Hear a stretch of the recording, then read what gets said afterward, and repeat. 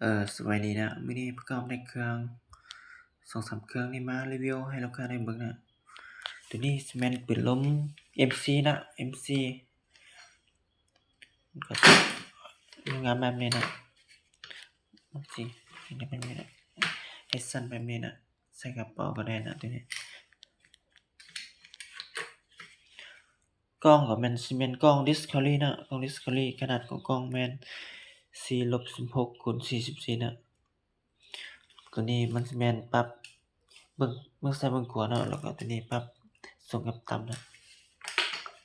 กล้อง Discovery ตัวนี้มันเปิดได้ไฟนะเปิดได้ไฟตัวนี้มันเปิดได้ไฟสีแดงสีเขียวแล้วก็สีฟ้านะตัวนี้ปรับระยะการยิงนะตัวนี้วาล์วมันสิแม่นวาล์วปรับนอกนะวาล์วใหญ่นะถังสิแม่นถังอลูนะถัง 0.42 นะแล้วก็ตัวนี้มันสิแม่นแหวนจับถังกับเรานะแหวน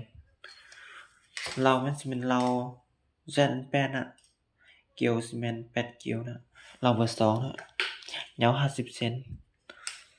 ปืนงามๆแบบนี้นะถ้าผู้ใดที่สนใจแล้วก็ติดต่อหาได้นะ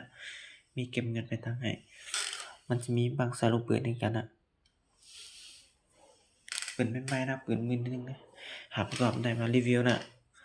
ตัวนี้มันสิแม่นปืนลม MC คือกันนะ MC กล้องสิแม่นกล้องมาโครเนาะมันสิตามกล้องมาโครมันก็เปิดได้ไฟคือกันนะสีแดงสีเขียวนะปรับระยะคือกันนะขนาดของกล้องแม่น3-9x40นะวาล์วสิแม่นวาล์วปั๊มในนะวาล์วปั๊มในถังก็สิแม่นถังอลูนะถัง 0.42 นะเราตัวนี้มันสิเป็นเรา exact นะ exact 12เกลียวนะเกลียว12เกลียวเราเบอร์2คือกันนะยาว50เซนนะปืนงามๆแบบนี้นะถ้าผู้ใดที่สนใจแล้วก็ติดต่อหาได้นะมีมักใส่ลูกปืนคือกันนะใส่ได้11ลูกนะแบบนี้มันสิแม่น Tactical เนาะ Tactical กล้องสิเป็นกล้อง BSC เนาะ BSC ตัวนี้มันสิเปิดบ่ได้ไฟนะตัวนี้มันสิเป็นปรับระยะนะตัวนี้ปรับต่ำกับสูงนะบางนี้มันเบิ่งซ้ายเบิ่งขวานะ Tactical ตัวนี้ถ้าว่าใส่ถังคาร์บอนตัวนี้มันสิเบานะเบา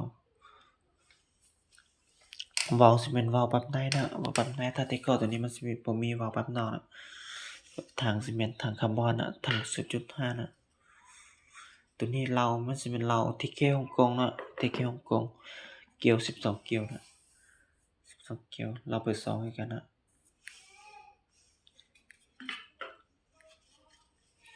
ปืนงามๆแบบนี้นะถ้าผู้ใดที่สนใจแล้วก็ติดต่อหาได้นะมีเก็บเงินปลายทางให้นะอยู่ไสก็ฟังได้นะฟังได้ทุกแห่งนะมีบางสายลูกปืนคือกันนะใช้ได้11ลูกตัวนี้มันสิแม่นแว่นจับทางกับเราเนาะก็ตัวนี้มันสิแม่นตัวประกอบยังบ่ได้ประกอบนะมันสิมีกำลังเรากับเสียงนะมันสิเป็นสุด MC แค่2นะ Tactical แล้วก็ทางกับกด2นะ